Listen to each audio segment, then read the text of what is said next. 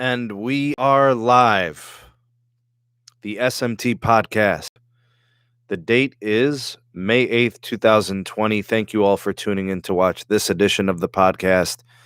The Sneed Mobile Tech Podcast is brought to you by the fine members of the SMT Patreon page and the supporters and donations of viewers and subscribers like you. If you would like to be a part of that community, become a patron and join the SMT Patreon page. There is a link in the description box for that. There are 3 tiers for the SMT Patreon page, $1, $2, and $3 tiers.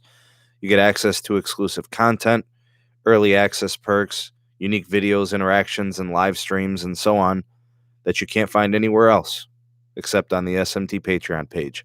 Join a community of like-minded individuals and network tech enthusiasts and be a part of the crew.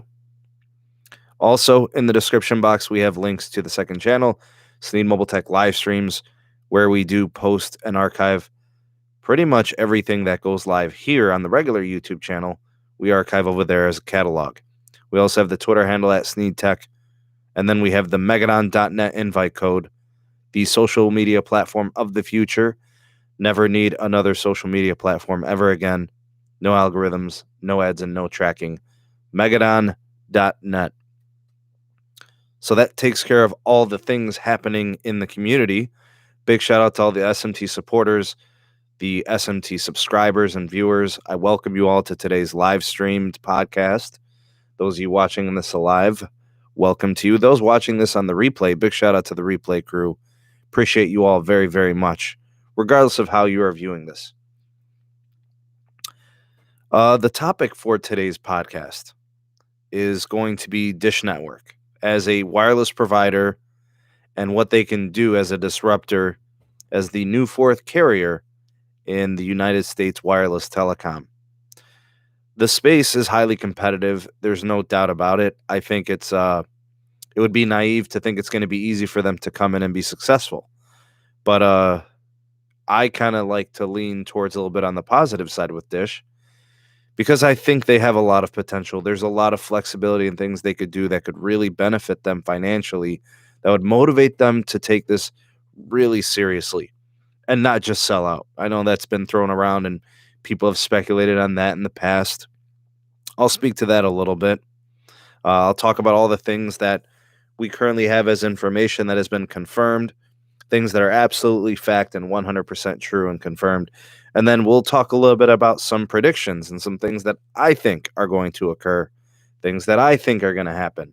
But I always try to separate that. I always give you guys the truth. I tell you what the facts are, everything that's been reported and declared and confirmed. And then I put my spin on it, where I take that and I do my own little analysis and what is the most likely outcome, that is going to happen. So I always try to distinguish them, though. I give you my thoughts and my ideas, my conclusions, my take, while also spinning off on the facts, right? What is truth? What is fact? What is happening? For sure. And I try to distinguish and separate those two things, because nobody's perfect. You can have all the great predictions. You could be, have all the insight, and you could be wrong. And I've been wrong plenty of times, and I've been right plenty of times about many things. And it's been documented. Check the receipts, check the videos. A lot of the things that I've said were going to happen did, just based on what was the most likely scenario. I'm going to try to do the same thing with today's video. Look at all the facts, put my spin on it, and see what kind of comes of it as we go through this discussion. So I do see some action in the live chat. It's really good to have you guys. I see T-Mobile info assistant stopped by earlier. Tyreek was also here. Bob is in the house. Bob was just knighted as a mod, so glad to have you here, Bob, and welcome to the moderator crew. Pete's in the house as well, holding it down. Matt Dub, how are you, my friend? Stacy's in the house. I see Baby Yoda. The homie Scoop is here. John is in the house. Two Phone General, my dude. What is up, my dude? Glad you can make it here today. Richard's in the house. EV1 is here. Excuse me. I see Gregory made it. Max as well. Firewolf Tech is here. Glad you could stop by. Joe C. also here today. Let's see if I can get to everybody. in a timely fashion. Darius, good to have you. Yeah, I say everybody T-Mobile Info Assistant. Yeah, everybody gets love here, man. It's all love. This is a positive, supportive community. No negativity, no toxicity. It's all love here. It's all good, you know. Um, I will say that maybe not every community is like this, but I choose to have a community like this, which is why I think some people, they just don't fit with the SMT community. Some people are confrontational. Some people are, uh, they're not tolerant to other people's ideas. They think they know it all. That's just not this type of place. We discuss ideas here. We share our thoughts and opinions, and that's one of the things that I try to do here. Is I always ask for your guys' thoughts and opinions in my videos, and I read everything. I read every comment that people make for the most part. If I get notified, I'll read it. You might get a thumbs up from me. You might get a love comment from me, like a heart. Uh, you might get a reply, that sort of thing. But I do read pretty much everything. Mr. X, my dude, how are you, man? Glad you could be here. Zena made it. Thanks for stopping by, Zena. Billy, good to have you on, sir. I think we got all the oh, and Robert. Couldn't forget about Robert. He's still having his coffee. All right. So, hey, Firewolf Tech, glad you could be a part of the community, man. It's a good place, good people here. All right. So what I want to do is I want to actually give you guys an update. Some new information fresh off the press just came in about Dish Network and Boost Mobile. So I'll do the update, and then we'll get to everything that I wanted to cover in terms of, Dish and Boost as competitors in postpaid and prepaid. So let's start first with the update. Dish Network CEO, President and Chairman, Charlie Ergen, has been doing his best to kind of lay low. And by lay low, I mean, keeping all of what's going on behind the scenes with the new carrier, with Dish Wireless. He doesn't really like to disclose a lot of things. He doesn't like to, put all of his cards on the table, as they say, that analogy. I just want to inform you guys that Charlie Ergen is a big-time poker player. So the way he operates on the poker table, I'm assuming, is what spills over into his business operations. And I do hope that my audio and my video is feeding well. You guys let me know if there's any issues there. A lot of people have their concerns, and they have these preconceived notions that maybe he doesn't take it very seriously. Do they have what it takes to actually be successful and truly compete? Because as customers, that's really all we care about. We want a competitive player. Whether or not you choose to do business with Boost or Dish Wireless, whatever it ends up being called, it's not really the important thing. You don't have to be a customer to understand the importance of their place as a telecom amongst the competitors.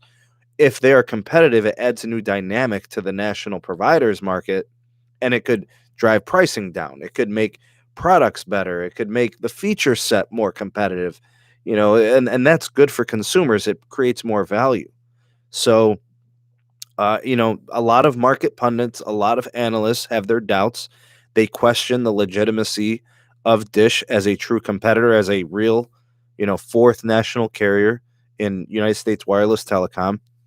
And, we're starting to actually get some indications that Dish could be leaning on the more positive side. I think there are some things that are going to be indicating that things are better than what some people think. So we want them to be competitive. We want a competitive marketplace. So any good news coming out of Dish, is obviously what we want to hear.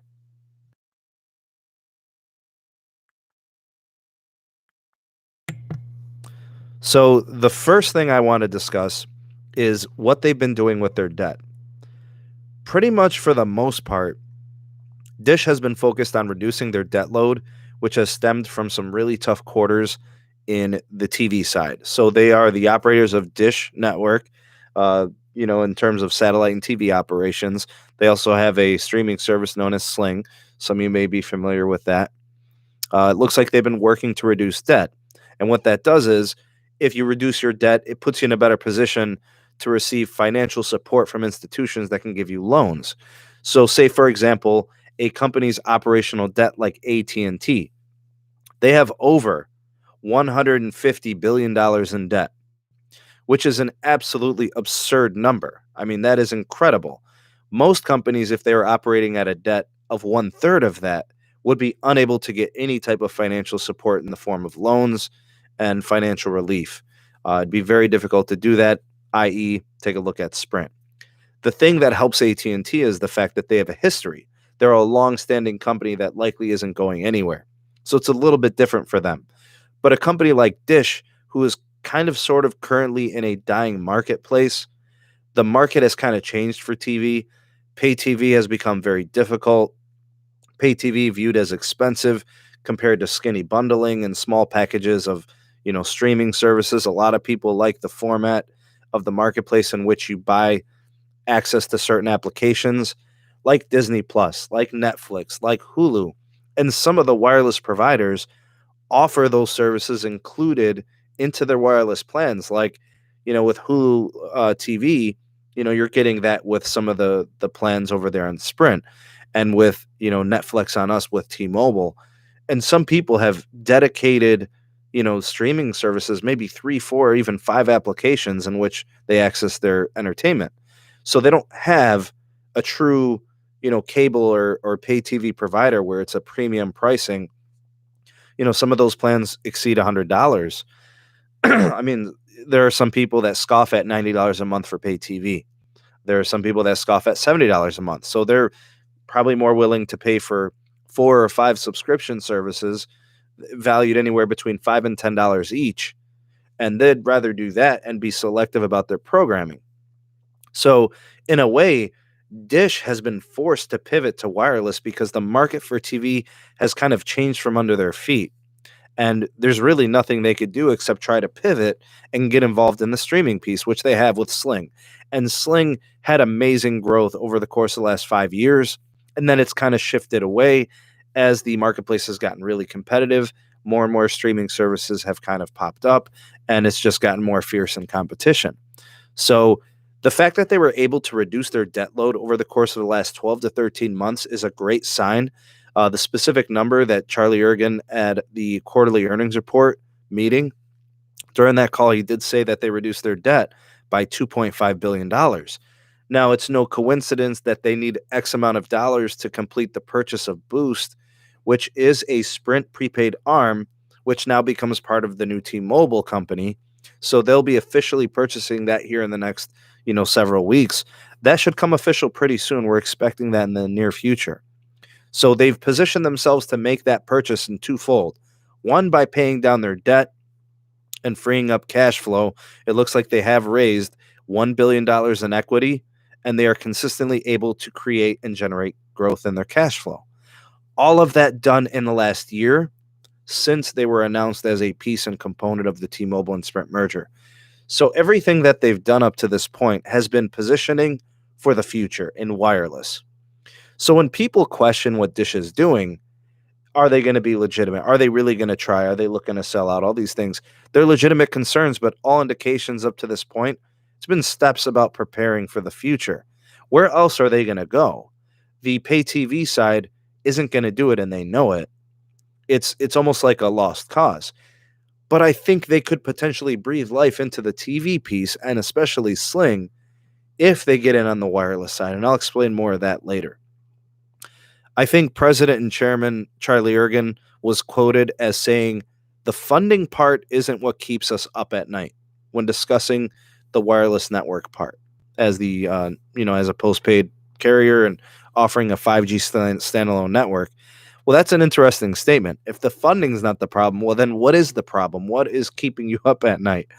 And I think it's just the fact that you're going into a wireless market that you've never operated in before. It's uncharted territory. It's uncharted waters, right? They've never been mapped out by Dish. So they've never done wireless telecom. If you guys are enjoying this commentary and enjoying this podcast, please do like this podcast, like this video and share it. That would be greatly appreciated. Thank you so much. Hit that like button for the SMT. Another thing to consider is now with kind of bringing down the debt and then also being able to generate cash flow, you're looking at a situation where they're going to be able to close out the Boost piece pretty easily and pretty quickly. I think the network build is something that's interesting there. They are currently in the RF planning stage of their 5G network, which is going to be standalone. That means they're not going into the NSA or the non-standalone piece, which is what Verizon has been doing, which is what AT&T has been doing, which is what T-Mobile is currently doing. None of the carriers are building towards standalone in the field technically right now on the commercial side. They're all in testing stages. They're all in the research stages. That's going to take some time. But Dish is at an advantage in that they don't have to build an LTE network and they don't have to build a non-standalone network. They've got one heck of a roaming agreement, or I should say an MVNO agreement with T-Mobile, which gives them instant access, and it doesn't tie them down to have to build out something that they're going to have to decommission and refarm later. So big shout out to Jamie Daily Sports, my dude. What's up, Caleb? Good to have you on. I see you guys there. Court B, good to see you here as well. Rohan, glad you guys could stop by. I see you all. Sebi's in the house. Good to have you guys. Another thing I would add is ongoing what's happening right now with, and what's going on with the network piece. For the most part, the Sprint and T-Mobile piece, they've already kind of mostly shut down and decommed the sites that they're no longer going to be used that they see as redundant. So sites that overlap between T-Mobile and Sprint that they don't require any longer, they've already decommissioned those sites. I think it's almost 80% complete for the decommissioning. And if that's the case, that means as soon as the Boost deal closes, which could be any time between now and like June or July, probably, right? It should be just within a few weeks here. That means Dish can begin negotiations and dealings with T-Mobile on those sites. Hey, what sites do you want? What sites do you want to purchase? Which ones are you going to operate? They can start deploying spectrum if they want to. They could support their own network. They could support access for prepaid. They could support access for, they could lease, right? They could do so many different things with this. I think what's interesting about how the network is going to kind of go here, and Caleb could probably speak to this even better than I can, is the fact that anytime networks are being built out, it's on a city-by-city basis. So while the decommissioning and the purchase of the redundant towers from Sprint and T-Mobile, those can be operated instantly. But they would probably take those sites and begin to build out from those sites a plan of how the network will operate city by city and market by market. And I think, trial services potentially could start by the end of the year. I don't think people understand how quick Dish can actually operate. Dish is not at the same disservice that Verizon and AT&T and T-Mobile have been for the last couple of decades. They've had to start with brand new infrastructure. They've had to start with brand new hardware. They had to go through 4 evolutions of network technology. Dish doesn't have that disadvantage. Dish is going to have pre-existing sites that they can access. They have spectrum that could be deployed on sites and towers right now with switches of just flips of switches. Like stuff can be turned on and leased and they can generate revenue and so on. They could generate millions in revenue annually just on lease deals. Alone just with T-Mobile probably for 600 megahertz. I mean, they've got AWS going out to AT&T and Verizon. I mean, they could generate tons of money. Big John Tech Reviews, what is up, my dude? Good to have you. Glad I could stop by. Teletech, I see you there. Thank you for that. Stopping by. Good to have you as well. I feel like Charlie Ergen is, I don't want to say a position of power, but they're at a position that other carriers have not been in the past, and that they don't have to start from the ground, right? They're kind of, they've seen the growing pains and the beginning and the humble starts and the foundations of LTE, which came from 3G, which came from 2G. All that's done and out of the way. We're now in an era where it's LTE probably for another decade as the backbone of networks, and then 5G that's really going to be carrying the mail for all the newer applications. So something that I thought was interesting from Charlie Ergen, he stated, he compared Dish's future 5G network as a Netflix compared to the old school networks as Blockbuster. For those of you that are familiar with Blockbuster Video, it was a video store where you went and got VHSs, you rented movies, you rented video games, you went into the store, you would get yourself a couple videos or a couple games, right?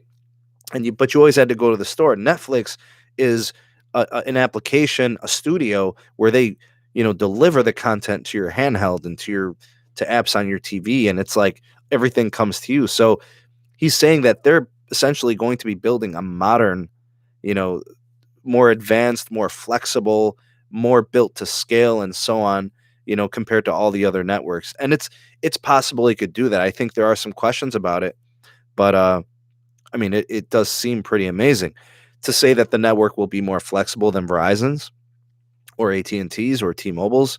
That would be pretty cool if it was more flexible, right? In terms of accessing network components and slices for certain applications, IoT versus handhelds and things like that, and enterprise.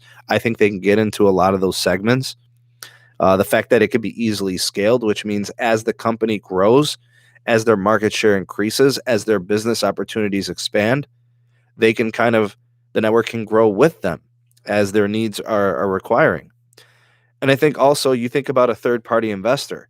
Once people start to see what, Dish can do, I think more investors get involved.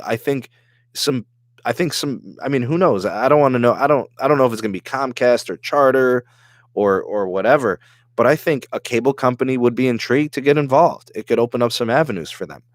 I also think that, some other big players can get involved. Talks indicate that Google's involved. Talks indicate that Amazon is involved. There's a lot that they could do, and I think Charlie Ergen's gonna, he's gonna play his hand. The one thing that's interesting about the network and what they're going to build as a 5G network through this virtualized core and things of that nature is that the model that they plan on using, which is being provided by a company called Mavenir, they are saying that their approach will cost 35 to 50% less to build compared to a standard network. And also, they're saying that it's going to have a lower cost of operation compared to other, we'll call them conventional networks. So if that is indeed the case, their profits could be soon to come at a much quicker and more rapid pace than, say, the traditional carriers. So, maybe it might take them 5 years. Maybe it takes them 10 years down the road to finally turn a profit. I just feel like there's a lot of positivity coming at a Dish that some people aren't really seeing. I mean, there's Moffett investors and all these other people, these analysts. I mean, Caleb's been on. We've talked about it. He's an engineer. I don't want to poo-poo his opinion, not at all. I respect his opinion very much. I'm just saying I think there are some positive things there. To doubt Charlie Ergen is one thing, but to look at the business model, I mean, there's a lot of potential there. So, as a Boost Mobile update to what is going on, Boost Mobile update here for the network side. The transition from the Sprint network is ongoing. What's going to be called the T-Mobile network that they're accessing, they're going to be calling the XP network. It looks like the grand scale launch is going to be delayed slightly. Not too long, actually. Currently, there are trial markets, and the trials are showing some issues. They have identified some concerns. One of them being that in the trial markets, they're identifying system flaws that involve rate plans and device firmware, with some Android devices and phones not being identified in the system. Looks like they're going to be trying to iron out those details. So they are pushing the XP network launch, and it's estimated to be at about a 1 week delay. Not a big deal, not a big delay. 1 week, that's nothing. and to be honest with you, I think there are a lot of people, 1 week after looking at what this merger was with T-Mobile and Sprint taking over 2 years, 1 week is like 2 drops in a bucket. So that's kind of like your Boost update there. So for those of you that are not aware with what's going on with the Boost network and how they're going to be getting access to T-Mobile, we currently have, a handful of selected markets that are getting trial access for the new Boost Mobile XP network, which is going to be running through T-Mobile. And those markets are Chicago, Atlanta, Dallas, Fort Worth, Houston, Kansas City, Los Angeles, New York City, Phoenix, and Washington, D.C.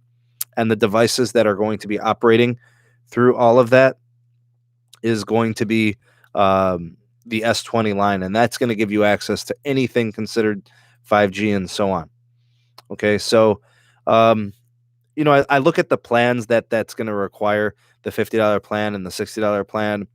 I look at the cost of the devices. It's going to be difficult to sell people on that, especially on a prepaid carrier. But you never know. Some people, they like what Boost offers. They like what Metro offers. And if they're willing to finance those phones that way, it's fine. You know, um, Interesting there.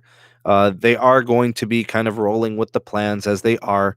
Nothing as a major overhaul yet, but that could be changing in June and July, no later than August. So we'll have to see what happens there. One of the things that I wanted to speak to in discussing what Dish is doing, because it's not just about Boost.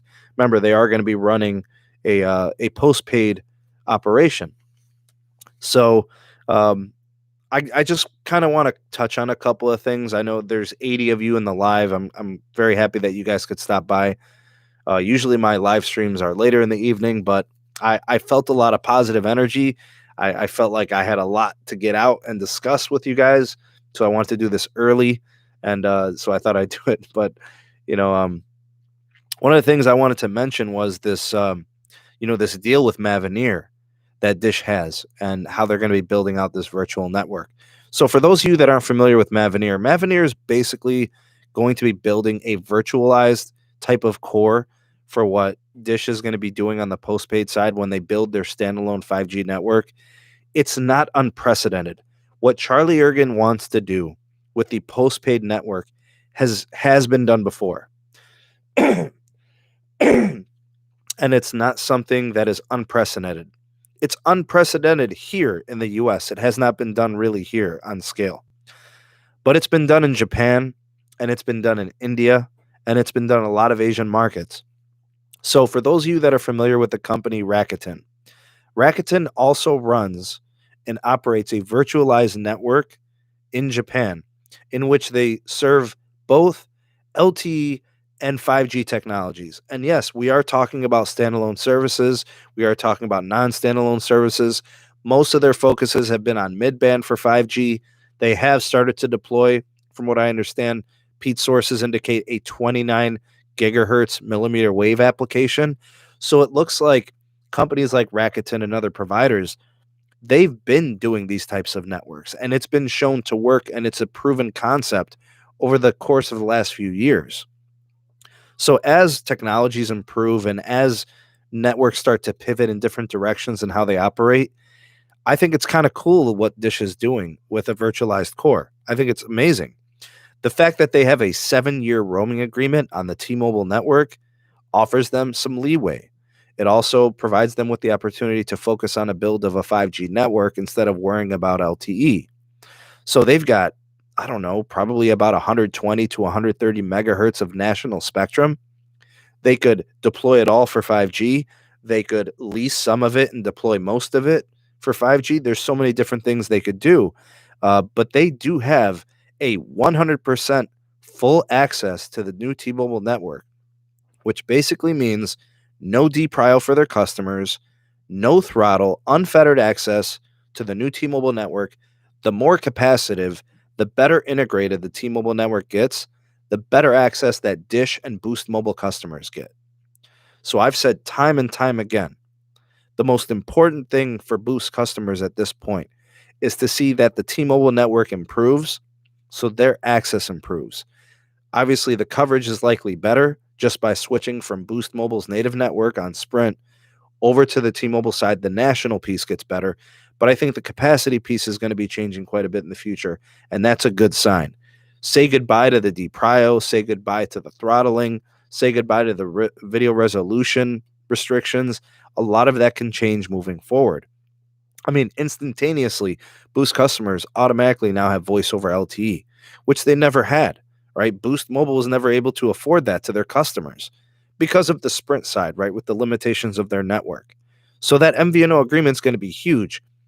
Not only will Dish customers access postpaid access on T-Mobile, not only will Boost customers have that same access as well, but there's nothing that could restrict Dish from reselling access as an MVNO on a separate company to other smaller carriers, T-Mobile access, which I'm going to say, what T-Mobile has done with MVNOs, their own personal MVNOs, they've pretty much voided every contract. They've terminated almost every deal that they've had with different carriers and authorized dealers and so on. And I think the reason they're doing that is because they assume that this is going to be happening. I really do think that. I think Dish is going to be reselling quite a bit on the T-Mobile side. So they'll have MVNO deals that'll generate them money. Not huge money, but it's still revenue, which is going to be used to build out their network for their 5G standalone. I also think, that they'll be able to take advantage of some promos and network access that Boost is going to be elite. Things that Boost can offer that no other, companies can do. I think in a lot of cases, there's a lot of room for them to do some lease agreements. They could lease spectrum to Verizon in the form of that AWS. They could continue that. I don't know when that, becomes a viable option full term. The same thing with AT&T and the same thing with T-Mobile as they continue to integrate their network, or sell it completely. Get away from the low band stuff, keep your access through T-Mobile and just focus on mid band. I think, the TV application seems really interesting. Think about the TV piece here. Basically, Dish's TV side is on life support. They lost, I want to say, like 400,000 subscribers last quarter in TV. The problem is that it's not that Dish Network's TV service is bad. It's not even that it's really expensive. But like I've said before, the market has changed from under their feet. It's almost like anybody who sells premium pay TV is paying the cost. AT&T numbers are down. They've been hemorrhaging customers for quarters and quarters and quarters. Same thing for Feye. Same thing for Charter and Comcast. The traditional pay TV and cable operation is just, it's not there. The market is not there. The profitability is really good, but the market's not there anymore. Everybody's moved towards streaming. Everybody's moved towards standalone apps where they can choose and pick what type of programming and entertainment they want to watch. Some people are, buying services in the form of these skinny bundles, right? So they've got, a nice little, package from Hulu Live or YouTube TV, or in the case of like, Hulu Live, YouTube TV, Sling. I mean, there's so many options, right? Pluto TV, just no cost, right? So is this an opportunity where Dish could be smart and actually reinvigorate their TV platform, tie it in with their wireless service, offer people a bundle that saves them money on programming and wireless?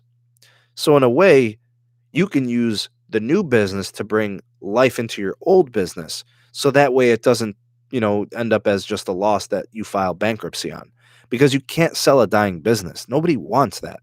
It doesn't matter how good of a deal you give them, So it's one of those things where I think if they were smart, they would try to find a way to reinvigorate Sling, to reinvigorate Dish as TV side into their wireless.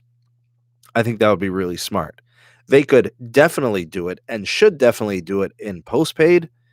I think where they can make a killing, and I think it would be brilliant, and I really do hope they do something like this. If they could build a small amount of TV access on all prepaid accounts for Boost Mobile, that would be amazing. That would be absolutely disruptive. Think about this. There are certain customers who are on, like a 5 for 100 deal on Boost Mobile. And that's really, really cheap, but it's not very profitable for Boost. What if we could try to encourage them to get out of those plans and into a new plan where you're getting 5 lines for $130 and you get an account of TV access for Sling of up to 10 channels. Now, those 10 channels, they could pick from, say, like, a body of 40 or 50 channels. You pick 10. Those are the channels you have access to. And then that adds value into the proposition of the wireless piece. No prepaid carrier has really done anything like that up to this point. I think that would be a great idea. Offer a really, really small amount of TV access, nothing crazy, 5 to 10 channels, but it's a la carte. They get to pick from a lineup of channels and they get access to it. They could change access to those channels every month if they wanted to. So they can go back to that list and say, okay, I want to take out ESPN, I want to add Hallmark, or I want to take out Telemundo and I want to add CNN or something. I don't know. However they have that structured, that's really up to them. But I'm telling you, I think that would be not only unique, but I think it would be game changing in the fact that nobody has done that at all from prepaid. I mean, I feel for sure they should do it in postpaid. I mean, I almost feel like that's a must because in postpaid you're fighting Verizon and you're fighting AT&T and you're fighting T-Mobile. Verizon's going to have a deal with Pluto. Verizon has a deal with Disney Plus. Verizon has Fios. AT&T has AT&T TV Now. They have DirecTV, right? That they're trying to resurrect and make money on. They've got, what's the other thing they're doing? HBO Max. They've got a TV side, media side focus. Look at what T-Mobile's got. They've got Netflix on us. They also have the Quibi deal, right, where they're giving people access to that. And, they're probably going to be looking into other things too for digital media as they're building out their 5G network and providing new access. So to me, if Dish doesn't pivot in that direction they already have assets in TV and media, those relationships, those deals, they should exploit that. So I just feel like this is the perfect opportunity to do it. And then you're also going to be building out this 5G standalone network. This is going to be your service focus. You don't have to worry about LTE because of that. That network agreement, that MVNO agreement with T-Mobile. You can not worry about that. Just worry about standalone 5G. And I would also be worried about reinfusing new elements to the TV side with your wireless service. I think once they start doing this, you're going to start to see some investors getting involved. They've got to see some progress, though. They've got to see market share starting to swing. They've got to see Dish building out that standalone 5G network, the proof of concept with the virtual network with Mavenir, right? Kind of with that Rakuten type of approach. I would bet that enterprise is probably a real option for Dish as well.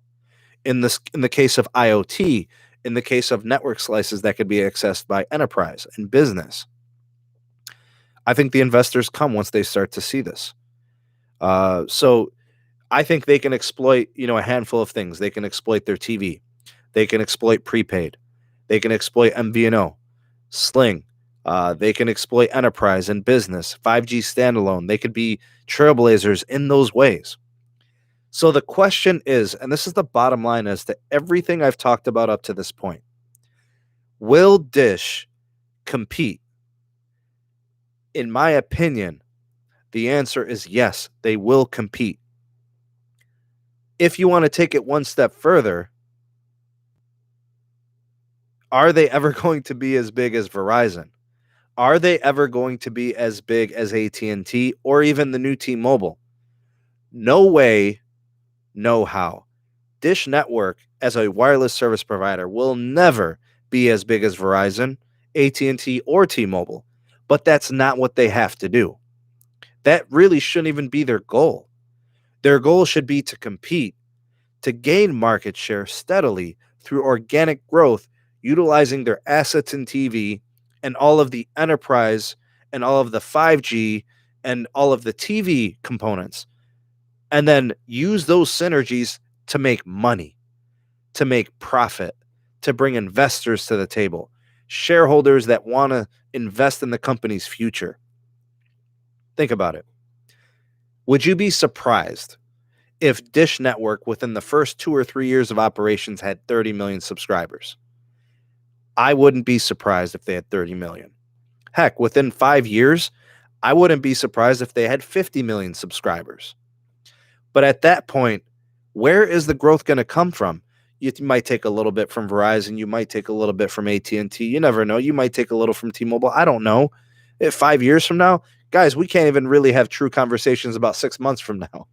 We don't really know what's going to happen. But if I'm predicting 5 years from now, could Dish Network as a wireless service provider, postpaid, prepaid, and all their enterprise operations and Sling and all of that and Dish TV, could they have 50 million subs? Absolutely. They sure could. It really just depends on a couple of things. How good are their products? How efficient is their operations? That's really what it is. The goal is not to be bigger than Verizon or AT&T or T-Mobile. The goal is to compete, right? And their network capacity has the potential to be second to none. They could run two networks simultaneously. They could run a network through T-Mobile for 7 years. In fact, for the first 4 years, they're running full throttle 100%. So whatever T-Mobile has going on 3 years from now, fully integrated T-Mobile and Sprint assets, 2.5, 600 megahertz better be done by then. The 2.5 better be done by then. That network is going to be probably one of the most highly capacitive networks. You can make an argument that Verizon might with C-band and AT&T might with C-band. I can't really speak to that.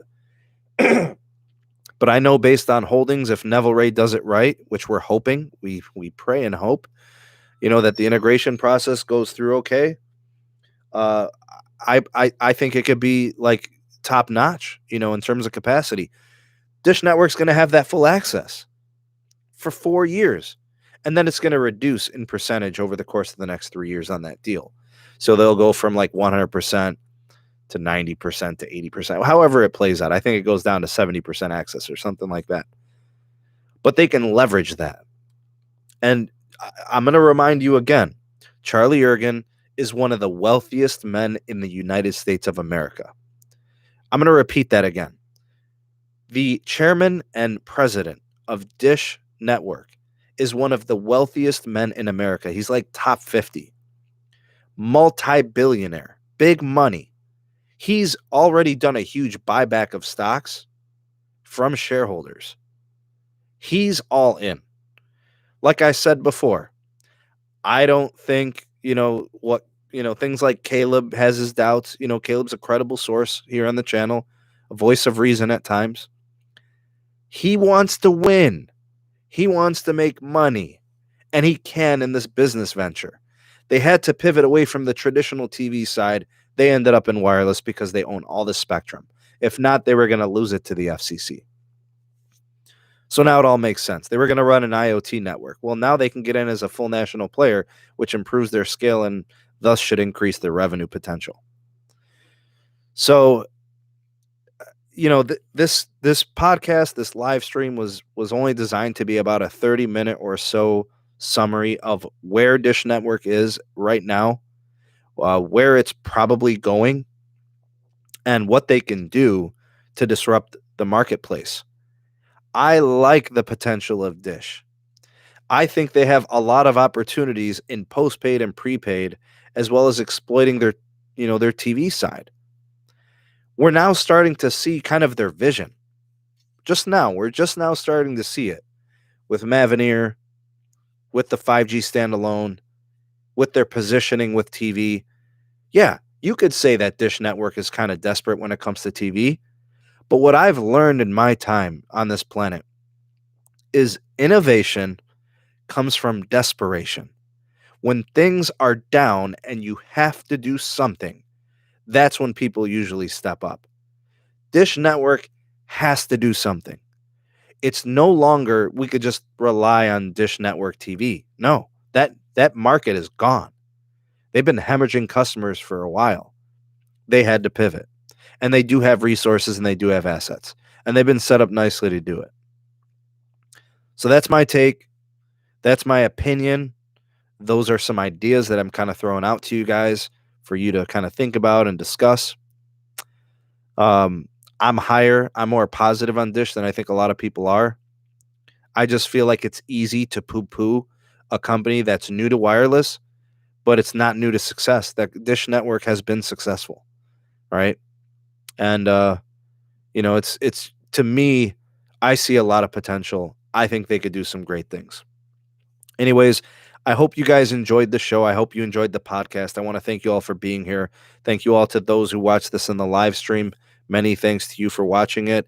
And I appreciate it if you could go ahead and hit that like button and share it to your favorite social media platforms like Twitter and Instagram and Facebook and so on, and YouTube. That would be amazing.